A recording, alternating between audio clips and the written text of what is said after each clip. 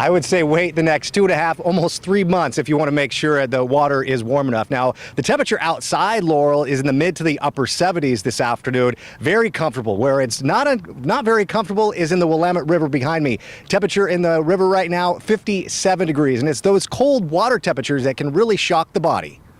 There's been a lot of kayakers out here this morning. I think we like to get out before the wind picks up. We could be looking at our first 80-degree day of the year this week, and that's going to fill the banks along the Willamette River with crowds of people. I think a lot of people have no idea about the river, about the little worlds that we have here, about how cold it is. Residents who live near Selwood Park see just how quickly people forget water safety out here. I never see life jackets. I mean, the boaters usually have them, but kids in the water, you don't see life jackets.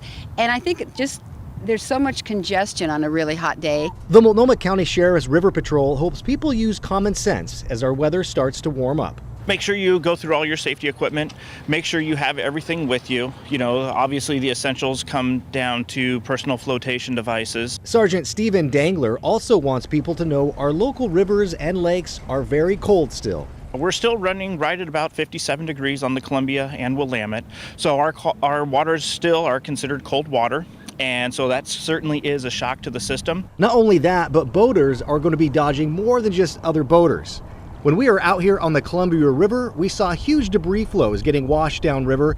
We also saw a sunken sailboat. This time of year, we're dealing with the final rainstorms that have come through. We're also dealing with a lot of the snow melt occurring in our mountain ranges. As more people come out here, as our weather starts to feel more like late spring, just make sure you're paying extra attention to what's going on, not only in front of you but all around you. Be ready for nice weather, just not hot summer temperatures that will be here before we know it.